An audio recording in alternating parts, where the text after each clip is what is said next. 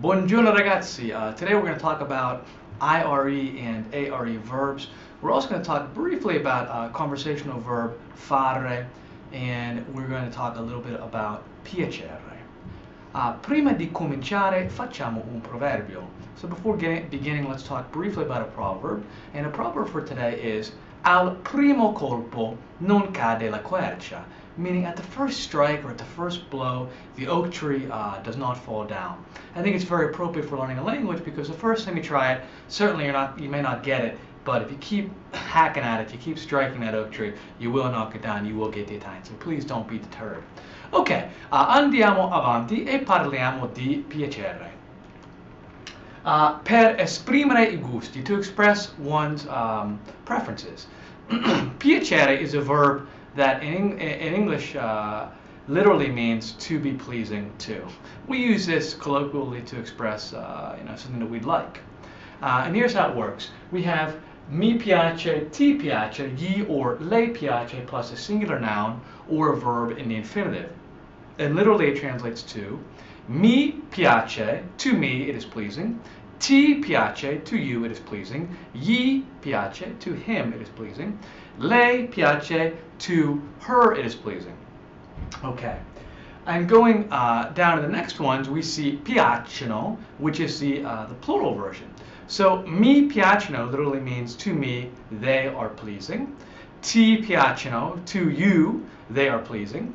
Gli piacciono, to him they are pleasing. And lei piacciono, to her they are pleasing. So this we would use in conjunction with a plural noun. Let's go through the examples now. We have on the next page, next slide here rather. Mi piace studiare l'italiano. To me, it is pleasing to study Italian. Or I like studying Italian, we would say in English. Mi piace il libro. To me, the book is pleasing. Or I like the book, simply put. Gli piacciono I libri. To him, the books are pleasing, or he likes the books. Lei piace la lezione di inglese. To her, the English class is pleasing, or she likes English class. Mi piacciono gli studenti italiani. The Italian students are pleasing to me, or I like the Italian students.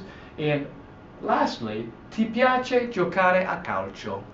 To you, playing soccer is pleasing, or you like playing soccer. Ok, andiamo al prossimo slide. Esprimere con fare. Fare is a very useful verb. It means to do or to make. We're going to cover it in a very general sense today and very superficially. If I ask you a question, che cosa fai? What are you doing? Or che cosa ti piace fare? What do you like to do? Well, we can respond to this question simply with a verb in the present tense. If I say che cosa fai, you can say che cosa fai. You could say studio, mangio, parlo. Okay, any of these verbs for what are you doing? Here we have che cosa fai la mattina? What do you do in the morning? Che cosa fai il pomeriggio? What do you do in the afternoon? Che cosa fai la sera? What do you do in the evening? E che cosa fai la notte? What do you do at night? And if we want to indicate a habitual action or what we do in a general sense, we simply put the article in front. For example, che cosa fai il lunedì? What do you do on Mondays? Che cosa fai il weekend? What do you do on weekends? Etc. So we have here, la mattina mangio alle 8.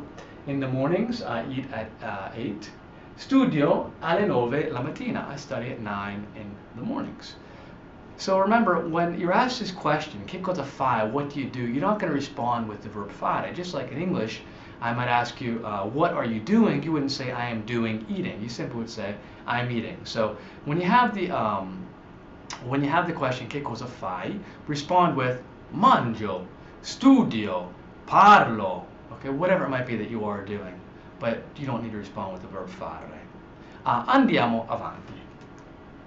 Okay, so now we're going to start talking about our verbs. So much like the are verbi that you've studied in the past, ere verbi works the very same way. You take off the ending, in this case ere, and we're going to add o, I, iamo, ite, and ono. O, I, e, iamo, ite, and ono. Okay, so if we take an example of the verb dormire, to sleep, it would be dormo, dormi, dorme, dormiamo, dormite, and dormano. Okay, andiamo avanti. Whoa, look at this. So, ere verbi, we have an ESHE. So certain verbs in the ere do insert something in between the root of the verb and the ending.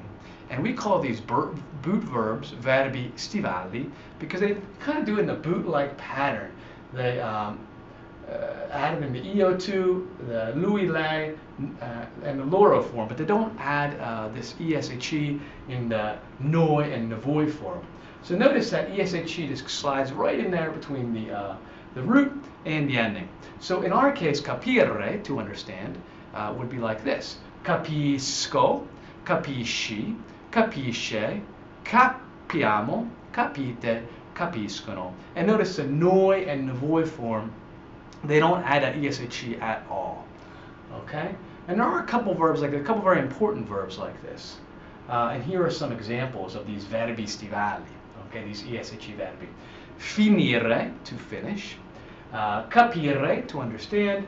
Pulire, to clean. Spedire, to send. And preferire, to prefer. Now, let's go over the examples that we have for these. Lucia preferisce mangiare con Marco. Lucia prefers to eat with Marco. Then we have capisci l'italiano? Sì, capisco l'italiano bene. Do you understand Italian? Yes, I understand Italian well.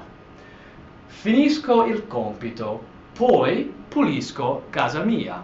I finish the homework, then, so poi means then, very useful little word to know. Pulisco casa mia, I clean my house. And lastly, we have finiamo la lezione di italiano alle 4.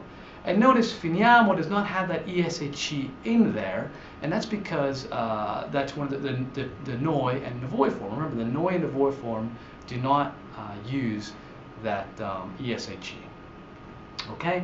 Adesso andiamo al prossimo slide and parliamo di verbi ere.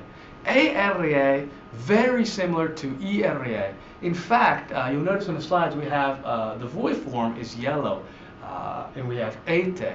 Well, the voi form is yellow only because this is the only way it differs from the from ere or ire verbs. So really, if you memorize ire or ere, they share all of the endings with the exception of the voi form. In the ere or the ire, it's ite. Otherwise, it's ete. So let's go through and say them together nonetheless. We have o, I, e, iamo, ete, and ono. O, I, e, iamo, ete, ono. Very good. So I'm going to take an example now of the verb leggere, to read, and it is leggo, leggi, legge, leggiamo, leggete, and leggono. Va bene, adesso andiamo al prossimo. Tenere and rimanere. Tenere and rimanere are two verbs that do have some slight irregularities. What they do is the io and loro forms, they add a G after that root. And tenere is also slightly irregular in the lui and lei form. So let me say it together for you. It's tengo, tieni, tiene, teniamo, tenete, tengono.